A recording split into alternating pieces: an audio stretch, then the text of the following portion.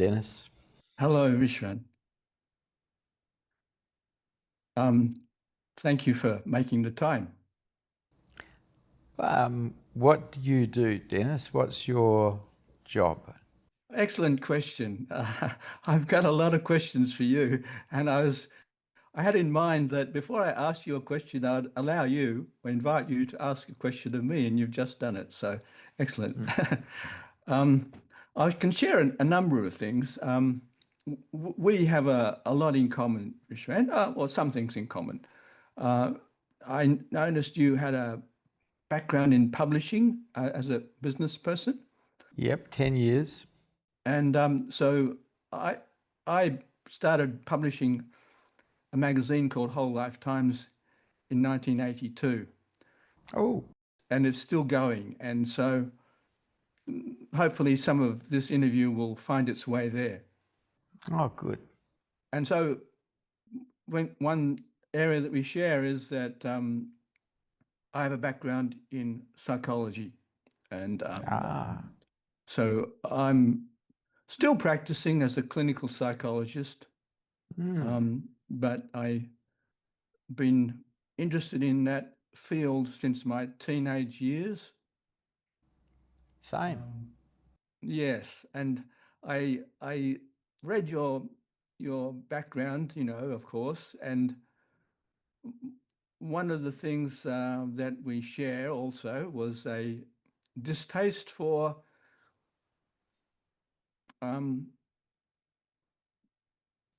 authoritarian figures who don't wield their power well, put it that way. Yeah, I have got a bit of a beef with the psychology people because they don't actually heal their own wounds, yet they come across as healers. Yes, exactly. And in that regard, your work about the shadow is so important, and in that regard, you share a lot with Ken Wilber. Wake up, grow up, show up. Yep. So, Similar work. is there any other questions you have of me? Have we met before? No, I don't think so. Because you're in Fremantle, aren't you? I'm in Fremantle. I used to hang around Osho's Canning Vale Centre. I'm not hang around. I've visited a few times. Canning Vale, right. Yeah, I thought because you're a Fremantle person, because I was a Fremantle person back in those days as well, my publishing company was in Cliff Street. Really? What, not the Fremantle Herald? Yeah, it's the same street. And I had, the offices with the big bulb on the top, right at the end towards the harbour. Oh, yes. Yeah, I had the top floor of that. Oh, wow. Well, Yeah. I had a room in Pakenham Street just a few doors down. Ah. That's why I thought we might have run into each other, because we were both... Have well crossed our paths in that regard, yes. I was had there for 10 years. Yeah, I had a music import business. And I had, you might call it new age, consciousness, world music, that sort of stuff. Oh, yep. I actually got the distribution rights to a lot of the Osho musician labels too. Ah, did you? My favorite was Nightingale Records. Oh, yep. And I actually went to Germany and met the owner of that, lovely guy. And they also had distribution of Tao music. Oh. And a couple of others. Right. And I actually produced under permission some of Osho's videos, and I've still got them in the shed. I published one of his books. Okay. Oh, excellent. Oh, good. So that's a lot, isn't it, that we share? And I'm sure we'll find that we share a lot more. Well, you're a psychologist. Yes, Do you practice? I'm retired pretty much. I've got someone tomorrow coming. So, How old are you there, how old Denis? am I? Yeah. Wow, now we're getting personal. I'm 73, going on 74. I'm 71 going on 72. So we're in the same era. We are, and we grew up in Perth, what's more. I'm in Rollystone. Ah, you grew up in Rolling Stone. Yeah. No, I grew up in Applecross. I Grew live up in in Rollystone. And you live in Raleigh Stone, yes. So you grew up in Applecross. Mm. Wonderful times I would have been, I'm sure. I grew up in Mount Lawley. Oh, yeah. Well, I ended up in Mount Lawley because that's where I started my first publishing company, in Mount Lawley, Oh, wow. in 3rd Avenue, I think it was. Gosh, the rivers are converging, aren't they, all the time? Yes, yes. So we're 50s boys. Oh, yeah. I, I used to drink at the Raffles Hotel. Ha! Right. I visited there a few times. I was never really into hotels. I was into the Sunday sessions for the music Oh, I was very good at the raffles. Yes, yes. because back before I was a publisher, I was a band booking agent and I managed heavy metal bands. Oh, So, of course, the Raffles Hotel was one of my venues. yes. You rolled up on your Harley Davidson, I'm sure. Not in those days. I couldn't afford a Harley Davidson back then. Okay, right. Well, I had a Kawasaki 350, so they're another common interest of bikes. Mm. Yep, I definitely had a few Kawasaki's. Look, I have prepared some questions for you, and I have an introduction, which I will, if you don't mind, allow me to read a little bit of introduction. Okay, you go ahead. So, look, this interview will be used for an article in Whole Life Times, but also I have a podcast, and it's called One Self Discovery. Sort of a play on the Discovery Channel. Great name. Yes, instead of Discovery TV, it's One Self Discovery TV. Right. Yeah. So what I enjoy doing is, as a psychologist, what I enjoy doing is talking to people and finding out about their life and their story and how they, things are playing out for them. So I'm going to say that today I'm reading from the script, if I may, on the One Self Discovery podcast. I'm speaking with Vishrant, a spiritual teacher, mystic, and author whose work over the past 25 years has guided thousands of seekers toward higher consciousness and a heart-centered awakening. Before entering the world of teaching, Vishrant was a successful businessman, a self-described business magnate, until a profound existential shock and a brush with death set him on a radically different path. As he recounts in his teachings, there came a moment in his early 30s when he realized that he had wealth, status, and success, but no real love in his life. And that realization, intensified by a life-threatening experience involving sharks in open water, which initiated a complete inner transformation. I must say, I think it was gradual transformation over a reasonable time of about 11 years, as you said, with a build-up before that. But he gave away his business, walked barefoot across Australia, and dedicated himself to meditation, inquiry, and service.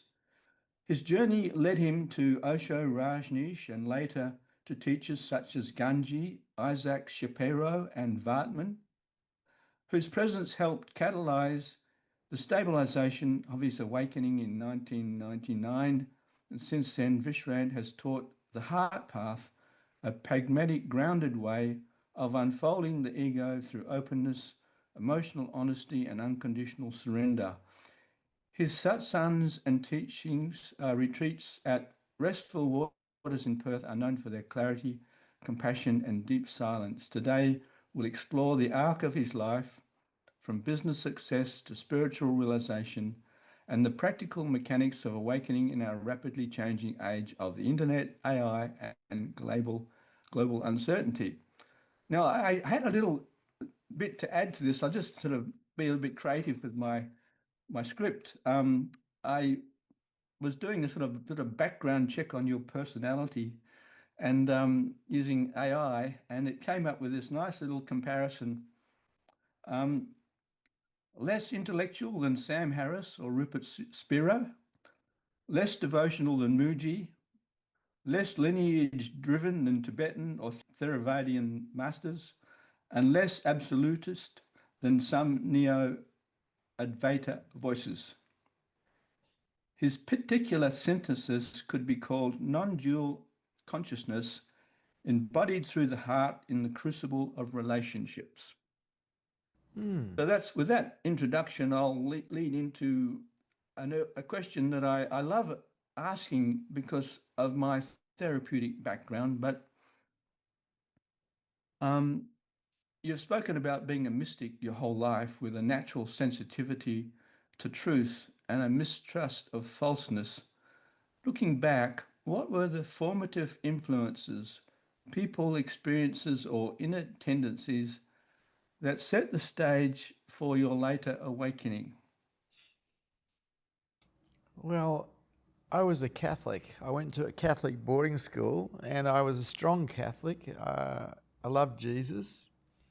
But unfortunately, in boarding school, I got to see how hypocritical the church was through the brothers and the way they behaved. And so I lost contact with the Catholic Church because I didn't want to be involved with them. But eventually, something happened. I was a bit of a street thug.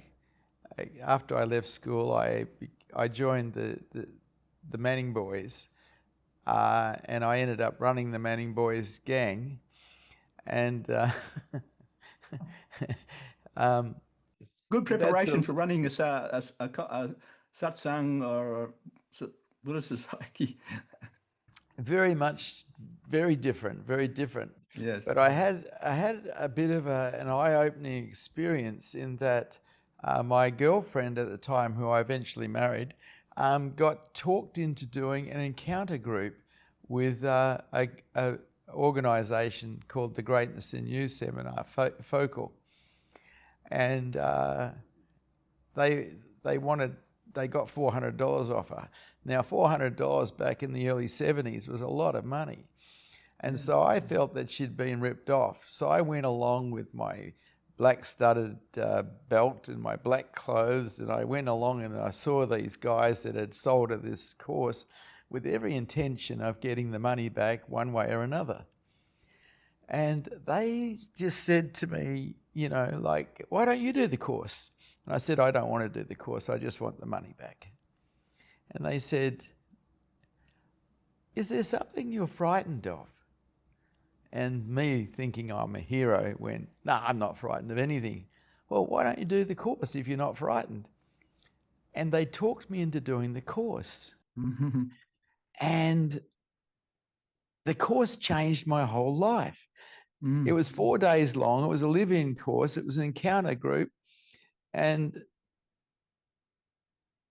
the lights went out after we'd filled out a psych report for a half an hour or so. The lights went out. There was about 25 people in the room and it was pitch black. And all of a sudden a spotlight came on and it came on to me. And some guy at the front wearing a three-piece suit said, you asshole, get out here. Well, I went out the front and these guys worked on me for 12 hours. Wow. Using my psych profile to have a go at me and everything else they could think of.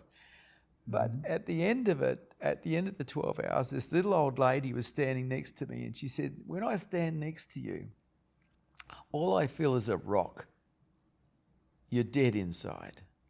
And it got me. It really got me because she was right. Boarding school had turned me into a rock.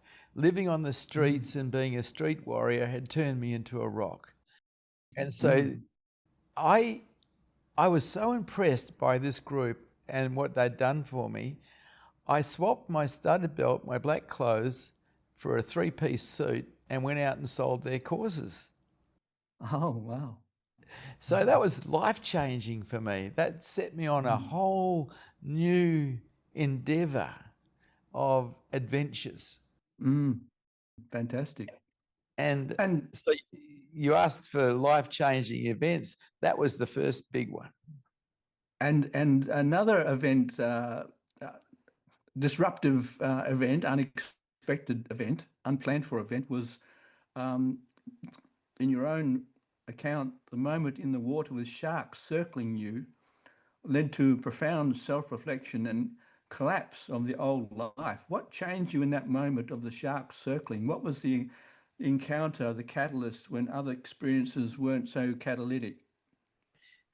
I had looked across in the water, and my girlfriend, who I also married because she was my second wife,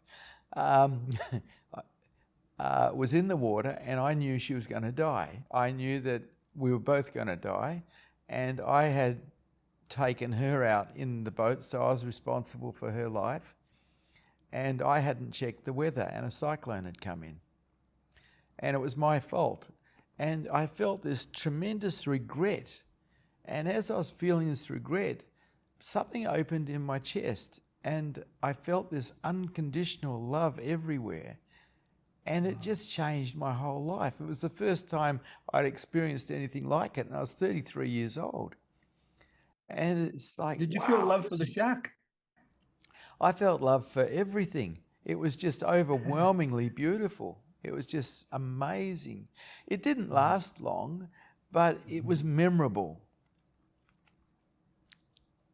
You've said it was harder to let go of the identity of a successful man than to live as a wanderer or bum. Yeah, well... What did you discover about yourself during those years on the road, travelling with almost nothing?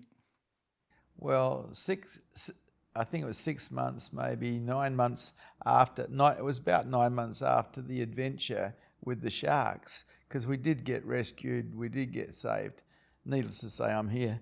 I was realising that my life was successful. I'd got all the toys, all the cars, all the boats, all the penthouses, but I didn't have any heart. Being a businessman had turned me into a warrior, and I was so armoured it wasn't funny. And so I'd just spent 5 months in Italy in a group, and I tried to take the armour off, and I couldn't take it off. It would just come back on. So I came back to Perth from Italy, and I walked into my companies, and I gave my companies, and it was a multi-million-dollar company, to my staff. I gave them that and 14 offices full of furniture. And I walked out as a bum. I eventually went bankrupt because I even gave the money that was owed to me away because I wanted to find my heart. And so I went on the road barefoot and walked around Australia for 4 years looking for my heart because it was more valuable to me to find love than it was to be a successful businessman. Yes, and so absolutely. that was a huge change. Everyone thought I'd gone totally insane. Yeah. So where does Osho show up in this journey towards the heart? And what was it that was the attraction to him? Well, that was another story, and that was before the shark event. I actually had, I've got so many good stories. I was an addictions, not counsellor, but I was an addictions publisher. I published a magazine called Addicts, which went out across Australia to all the rehabilitation centres, to all the doctors' surgeries. And in that were all these articles about different drugs and how addictive they were and what they did to people and whatnot. And at the time, I was living in Mosman Park, overlooking the ocean, and I was living with a lovely woman, and I found out she was using heroin. And I said, I don't want heroin in my house. I want you to leave. And she got very upset, walked around the house smashing things, and then left. Anyway, the next thing I know, because I was good friends with the local police force in Fremantle, because I used to buy them drinks on Thursdays, one of them says to me, we've heard there's a contract out on your legs. So someone's put a contract out to have your legs broken. Oh.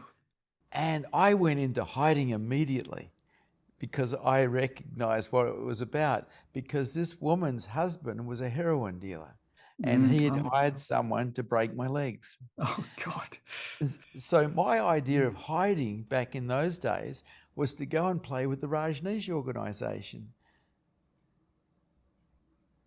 And I got involved with them and hid with them, left my house completely and went and hid in Fremantle. Did you go into Orange? Well, what happened was I was in this group and with a guy called 𝐬𝐸𝐻𝐿𝐻, and during the group I had this vision of a great big water tunnel and you could walk down it. It was so big. And at the end of it was this little Indian man calling me, come, come, come. And it was Osho. And so I thought, well, I've been called, I might as well take sannyas. And I had to swap my 3-piece suit for red clothes and a mala with a picture of him on it. And I did that. Yeah. And that changed my life again in another direction, a direction towards spirituality and higher consciousness. Because up until then, it was just personal growth. Yeah, right. And it's interesting that that you make that distinction, because I think there's a lot of people who are therapists who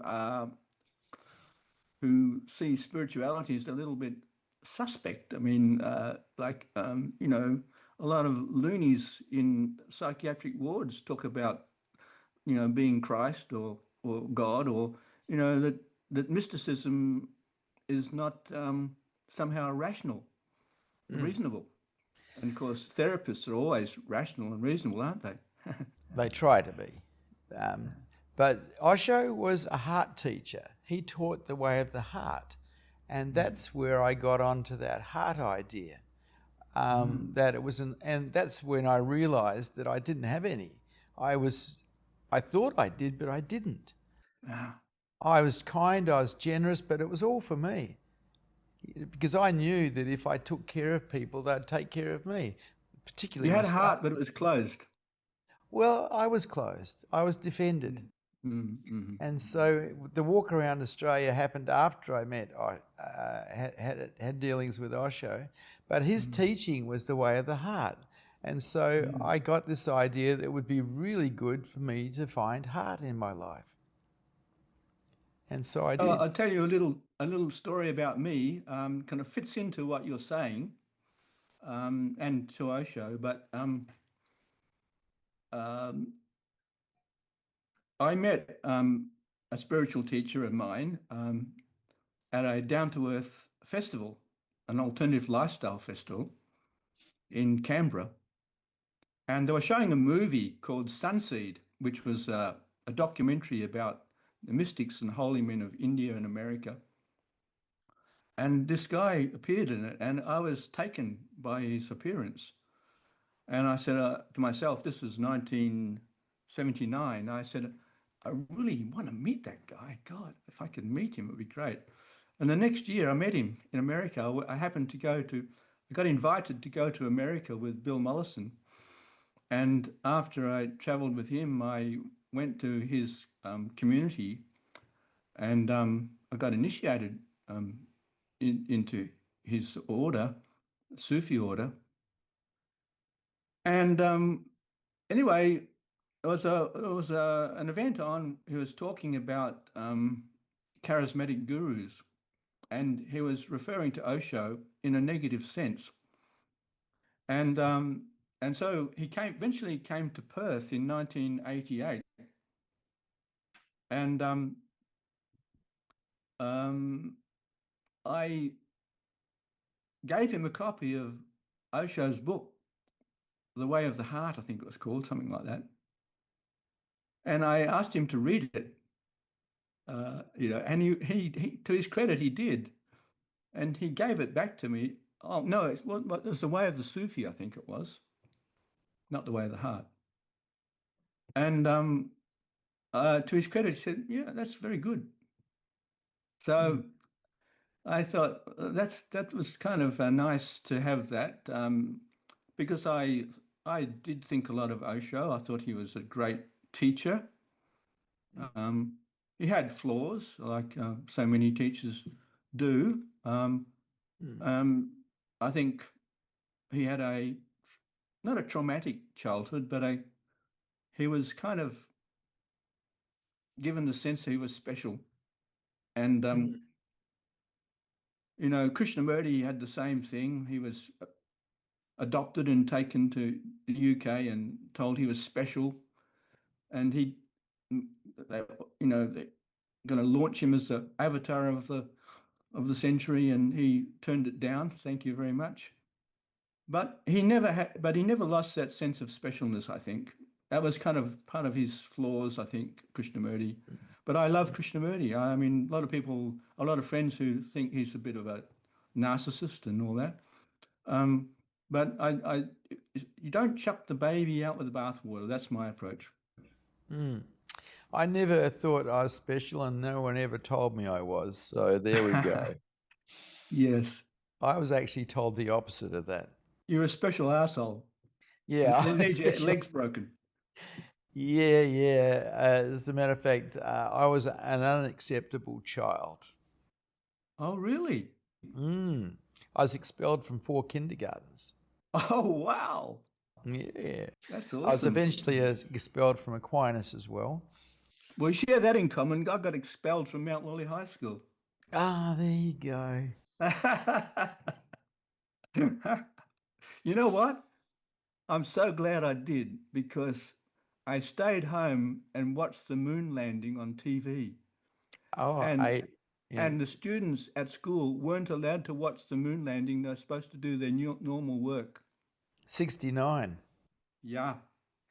And that I was watched a very the moon landing at transformative school. moment, seeing the spacecraft come back to the Earth and turn the camera back on the Earth. A lot of people got affected by that. It was the birth of the environmental movement. I remember seeing it. I watched it live. You did too. Yep. Wow. So let's talk about non-duality. Let me just make sure I'm in line with all my questions. Yep. Okay, and I've missed a few. Okay, right. Sorry, I jumped down. So getting back to Osho, and Osho was all about surrender. Yeah. You surrendered to him. It was very much a bhakti type of approach. Yep. I know I was more drawn. I didn't like the idea of surrender, actually, to tell you the truth. But who does? We're all survival mechanisms. The idea of surrender is death. I can surrender to truth. Aha. I'm more of a jnani yoga approach.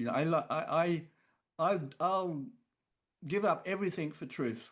I mean, so my search has been towards truth, not towards realization. Well, a lot of people want to get out of this world and transcend the pain. No, that doesn't work. Escapism doesn't work.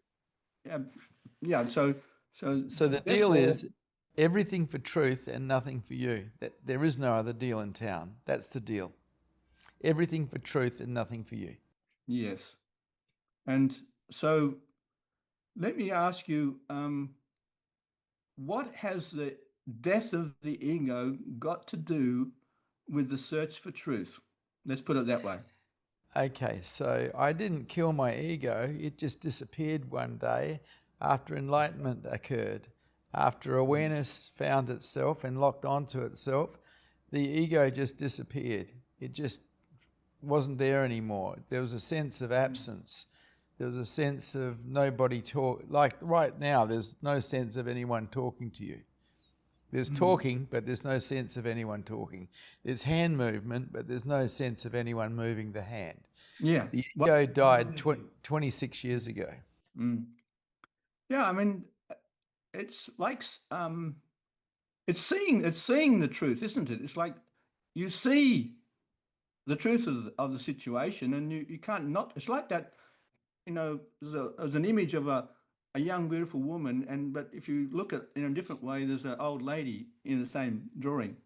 And at first, if you're young, you probably just see the young woman, and then people say, no, can you see the old lady? No, I can't, no. And then you see the old lady, and you can't not see the old lady after that, you know? Right. Like, There is a problem with that, though, because that's an interesting analogy, but awareness for enlightenment, for full enlightenment, awareness has to stay aware of itself. And so in me, I'm talking to you and my awareness is with you, but it's also on the universe right now. I've been in Satori for 26 years. And so it's a continuous thing. It's not a remembrance. Yeah. It's the gateway's open, I suppose, and there's no door to pass through anymore. There never was. There never was a door. An Because open door. we're already beingness. It's just that we're not aware of it. We're already at our final destination, but we're just not aware of it. That's all. That's a wonderful way of putting it. So you said your path is the path of the heart, and that the openness to the heart destroys the ego. Openness facilitates love. You see, we have to be able to perceive love, and if we're closed, if we're defended, we stop that perception. And so to actually perceive love, we need to be open. And openness is against a lot of what's inside of us, particularly if we've got belief systems that don't match what's happening in our life. When the expectation on them's not met, we go into contraction. The whole idea of the way of the heart is to stay equanimous, which means to not contract, to stay even keeled the whole time. And that type of mind will support enlightenment, a mind that is relaxed rather than a mind that gets uptight. Now, some of your work is helping people to move through trauma or pain. And it's not a sudden approach, your approach, and it's not the Zen Satori sudden enlightenment. It's more of a gradual approach of facing up to the pain, processing the pain, allowing it to work its way through the system, and so that you come to this clear space. Can you say more about that? Yeah, well, it's not really, it's a process of clearing out everything that's in the way of enlightenment, clearing out everything that's in the way of experiencing love. And what's in the way is quite often our wounding and our trauma that's trapped somewhere in our body because we haven't dealt with it and we've been avoiding it our whole lives. And so the process I have is to help people through their pain bodies so they can express them, feel them and heal them. But this comes back to what happened after I stopped walking around Australia.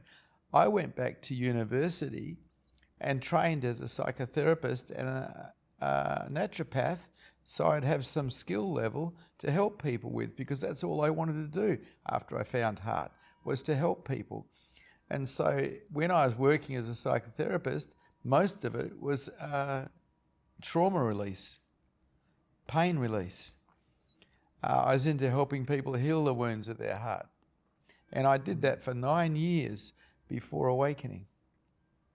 And I loved it. I loved that work. I loved the people who came. I loved their courage. The results were there. Yeah. So does love arise naturally from the non-dual consciousness? What is love? That's a good question. Okay, so when I started having Satoris after seeing Osho, one of the first Satoris was I felt myself as the universe and every particle in it being love. And what I come to understand after many, many, many Satoris after that is that love is always here. It's just that we're not aware of it because we're too locked in our minds. And when we open it right up, we start to perceive the love that is everywhere. So love is everywhere, but love is real. What we think about it is not. And people get caught in thinking rather than actually openness and experiencing direct love.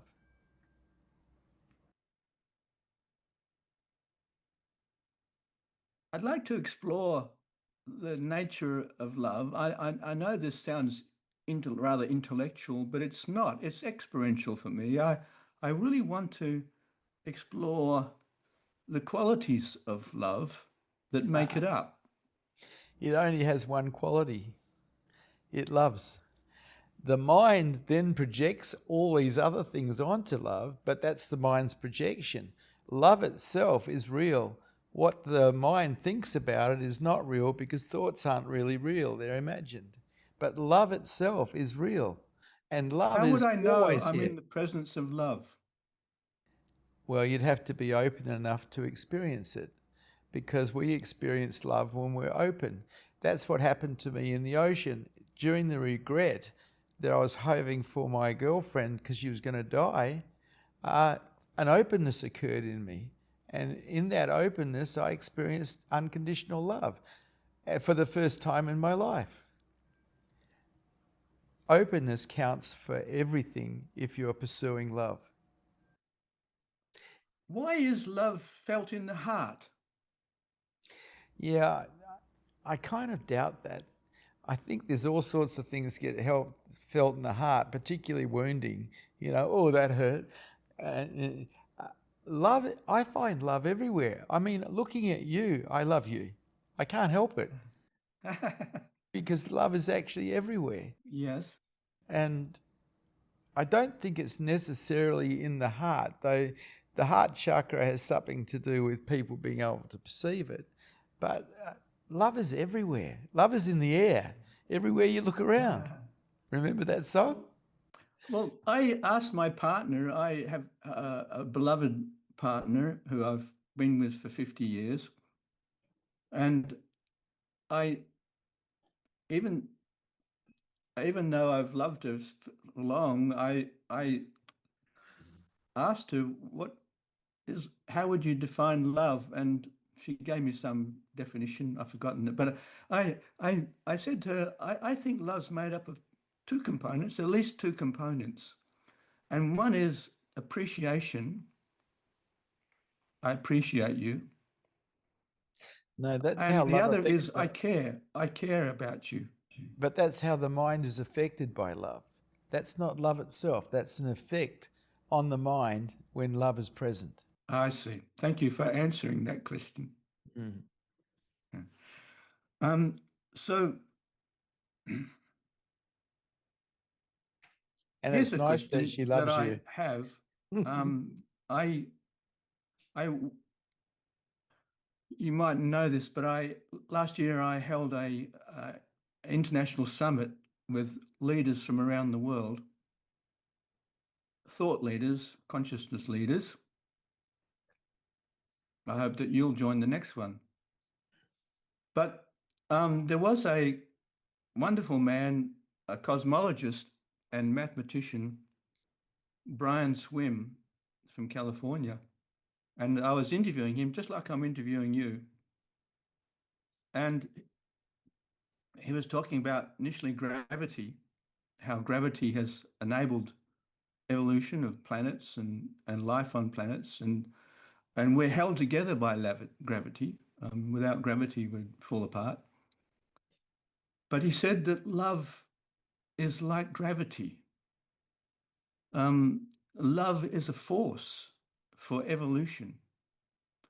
And so the question is, how is this evolution, how does this force shape the world today, and how can we make it stronger in the world?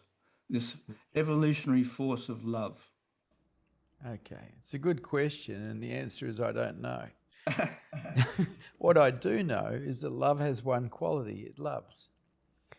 I don't know about it being a gravity, I don't know about it being a force, but it is the most beautiful thing a human being can experience, love. And there is a shortage of it on the planet because there's too much selfishness here.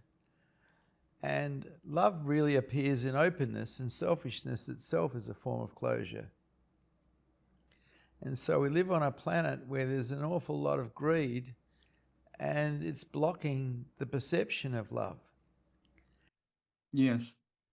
And it seems like when you think about it, its ego in the world is blocking love. And ego is a natural, is ego a natural unfoldment? Absolutely. And ego is natural. But it's a survival mechanism, and it's in the way of the perception of love. Right. Because it itself is a contraction. The ego is a contraction. It's resistance. So does the contraction start to happen through abuse in childhood? Or No, is it just a natural way of forming an identity that we need to have in the world to function? I think it's natural. And for someone to wake up, they actually have to die as an I. Because the I is actually a survival mechanism that's in the way, the identification. It's the obstacle. But people can become very caring and very loving and very beautiful if they can get in touch with heart or love. And that can only be done through openness. But unfortunately, we don't live in a society that promotes openness. If anything, we live in a society that promotes victim-orientated thinking, which is a form of closure. I'm thinking of something that Osho said, which I think encaptures what we're talking about in some sense. And analogy, I think, was of a mango on a tree, and the ego is like a mango on the tree of society or our family, which it needs to attach to the tree to get nourishment off the tree. As it ripens, it naturally falls away. And I suppose ego is a little bit like that. We need it for our development, and it comes a stage in our development when it's no longer needed. Is that your way? Would you? Definitely not. Because the ego is a survival mechanism. It goes with the body. The body is also a survival mechanism. And without that survival mechanism, we wouldn't survive our teenage years. But as adults, we know what's dangerous. We know how to be careful, so we don't need it anymore. Along with the ego disappearing 26 years ago, so did all fear, which is our main survival mechanism in the mind. I haven't experienced fear in 26 years because the ego and fear are tied together because they're survival mechanism. Yes. And we don't need them, but getting rid of them is really difficult because we don't, in society, why would we get rid of the survival mechanism? It's almost like a death wish. But when we fall in love with love, we're willing to give up everything for love because love is so beautiful. Do you think there's still a need for the ego to keep us safe crossing the road? No, because I know how to cross a road. I don't need to learn how to cross a road. I know to look to the left and right and look to the right again.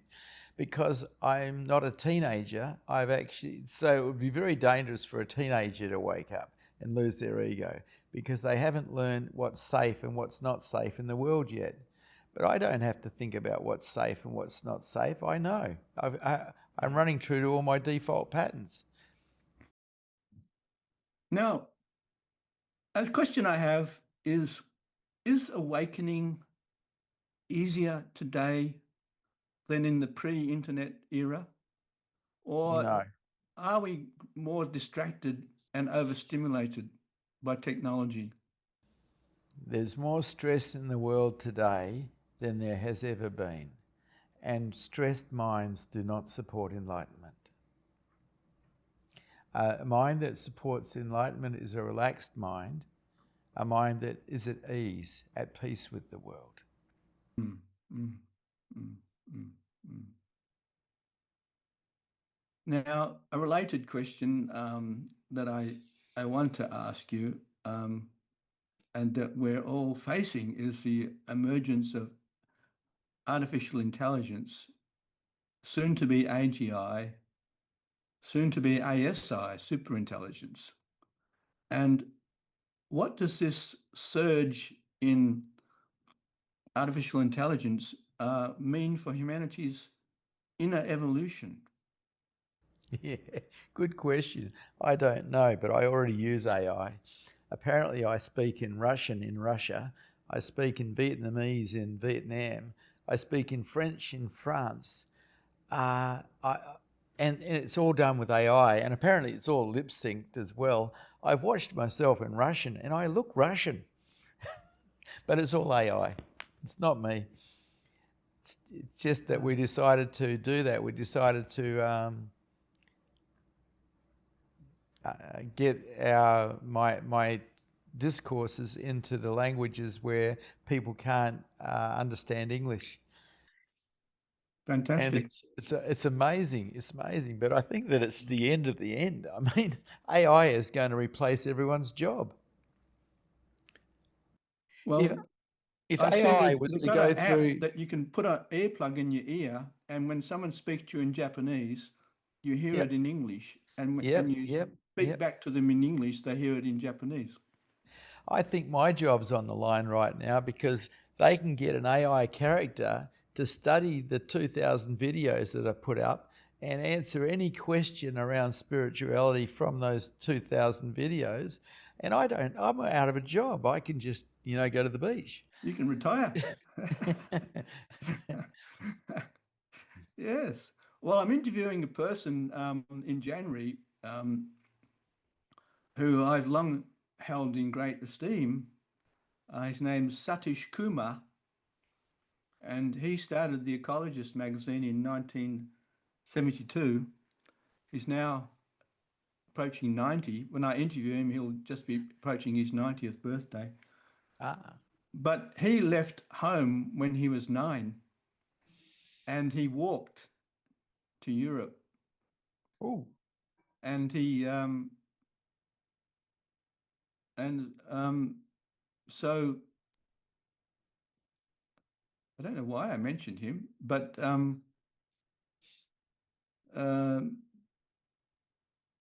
yeah, he walked to all the capital cities of those countries that had nuclear weapons.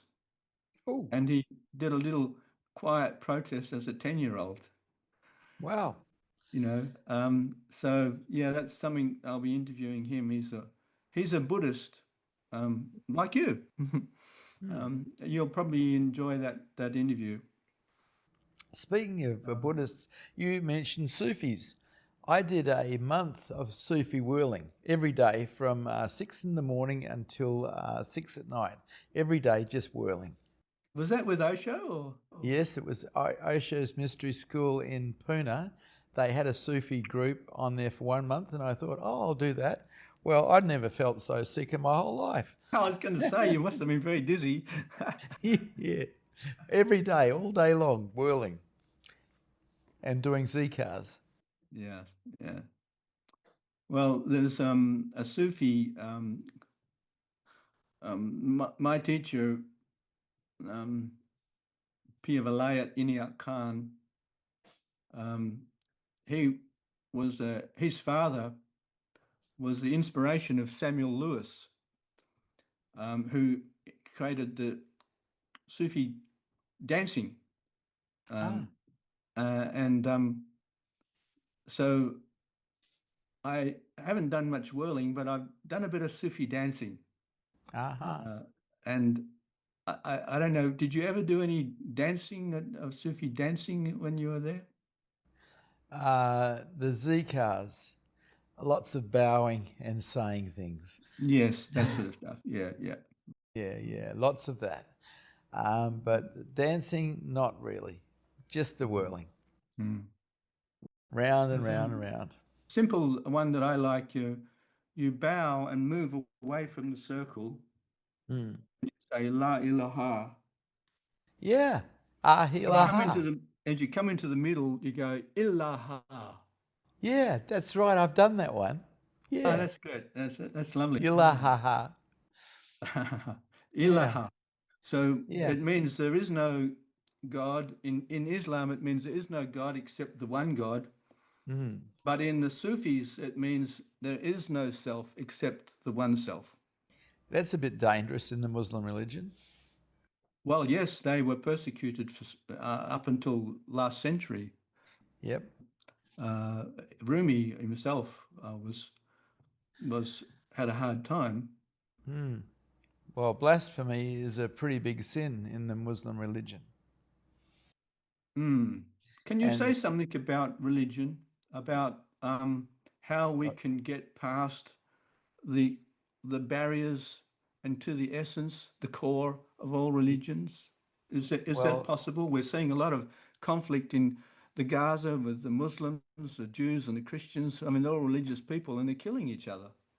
The idea that God is separate from us, that we can pray to, is ridiculous. Everything is one. Now we're going back to Advaita Vedanta, non-dualism. Everything is one. There is no separate God. There is no separate us either. We are all one. And the idea that we are separate just gives men power over other men, setting themselves up as priests or rabbis or something or other. And I can't buy that because I know self as the universe. There is no separate God.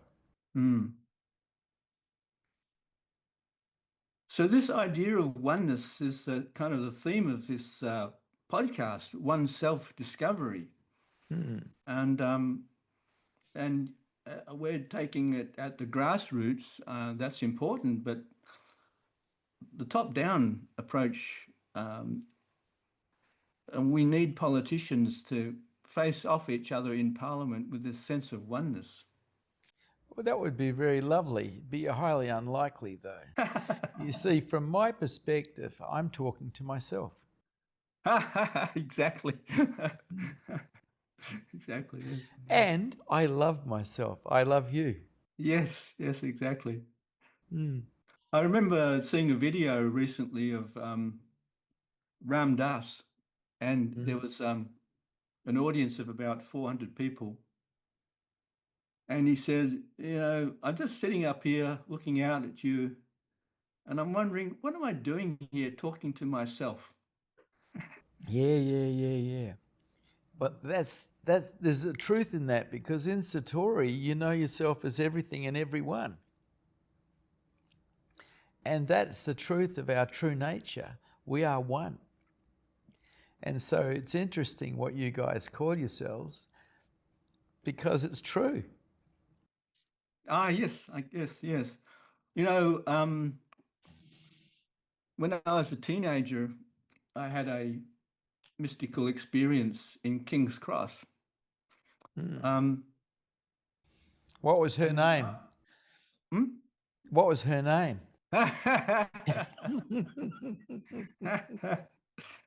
Tree. I couldn't help myself, sorry. Her name was Tree. Tree. I was hugging a tree. Are you a tree hugging? I was hugging trees. A tree. Uh-huh. And it happened. But, around that time, came across Alan Watts, and Oh, yeah. he wrote a book called The Taboo Against Knowing Who You Are. Mm. And I bought copies of it and gave it to my two sisters for Christmas presents. Oh, they would have loved that. I think one was about 12 years old and the other was about 16. Uh-huh. And I don't know if they've either read it. I gave my mother that same year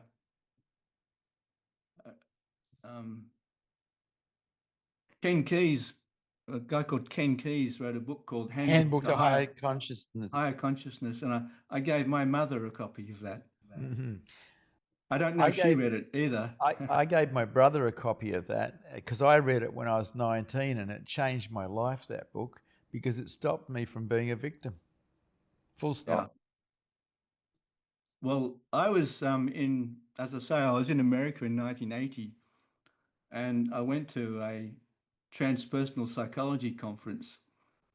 And while we're waiting to, register, there's a guy in wheelchair. 𝐸𝐿𝐥𝐿.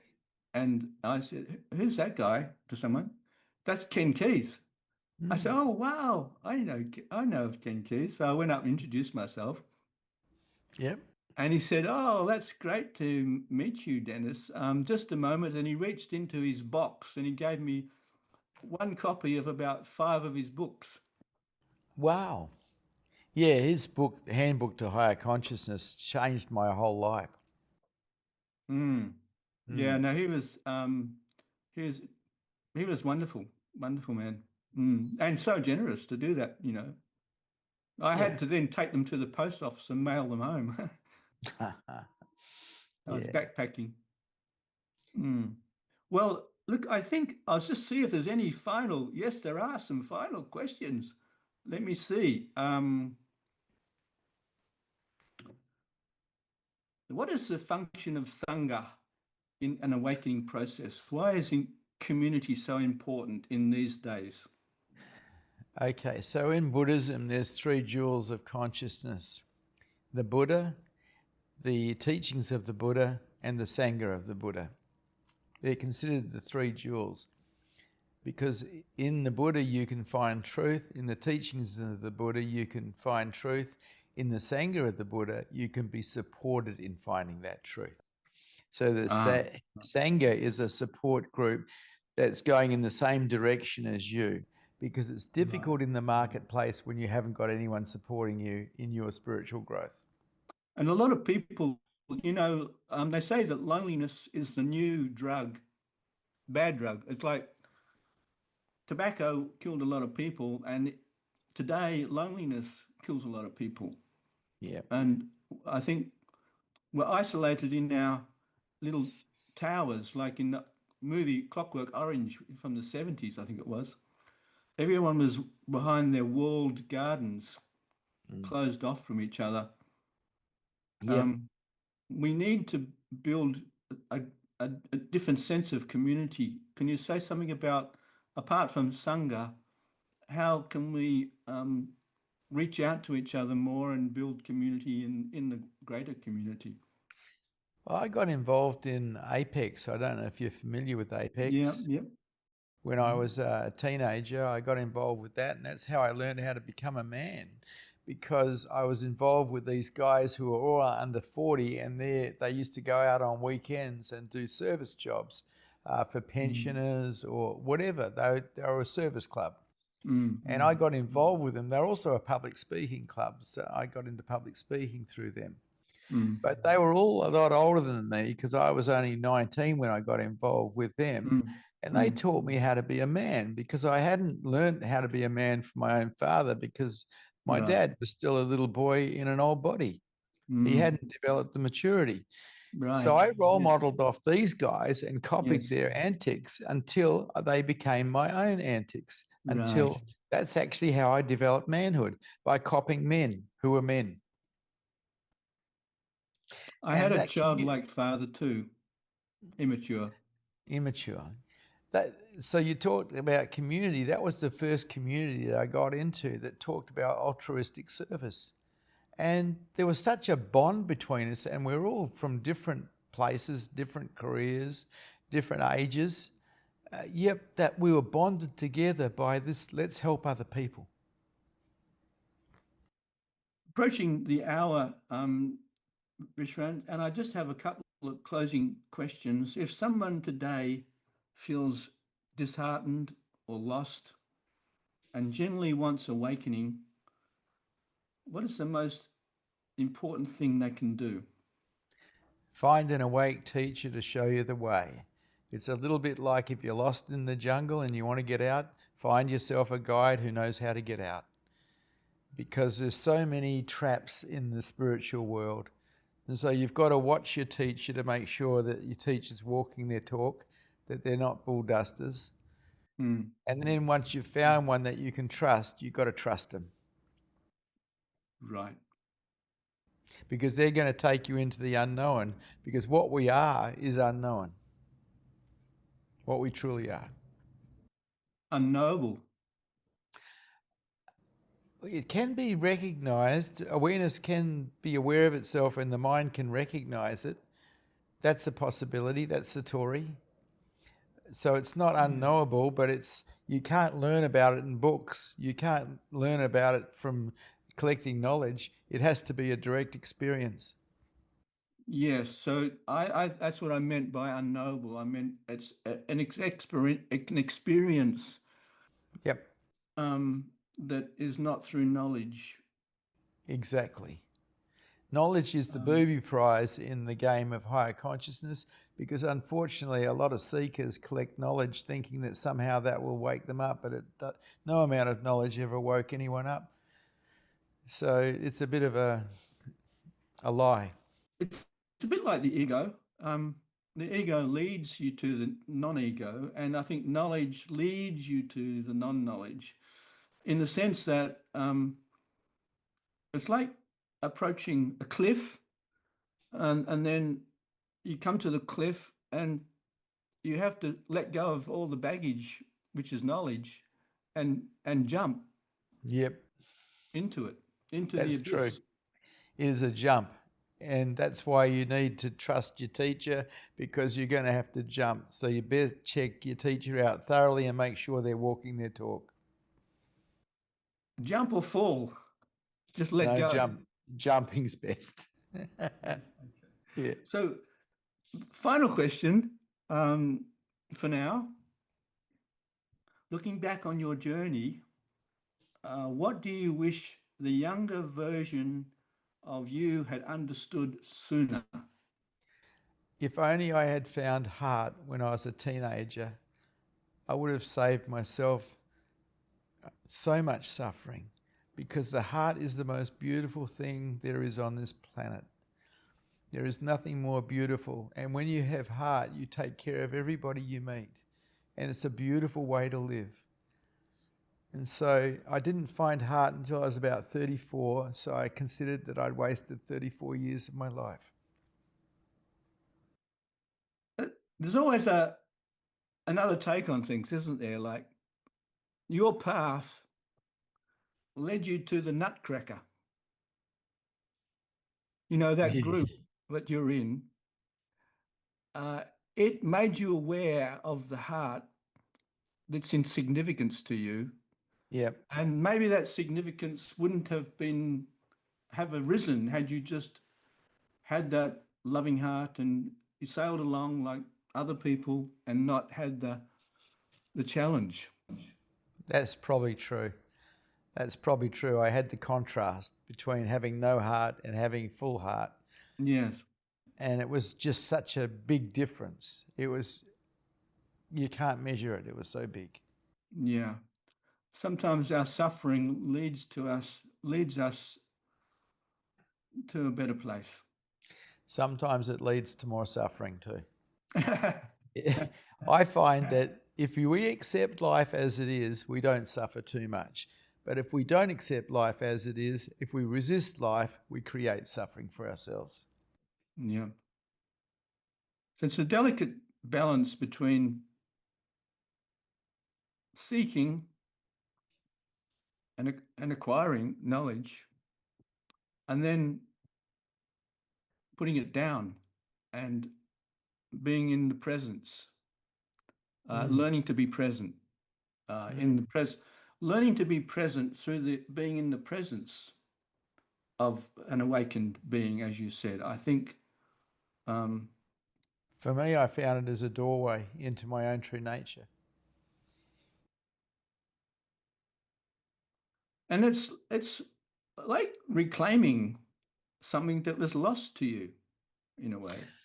You can only reclaim something that's lost if it was ever lost.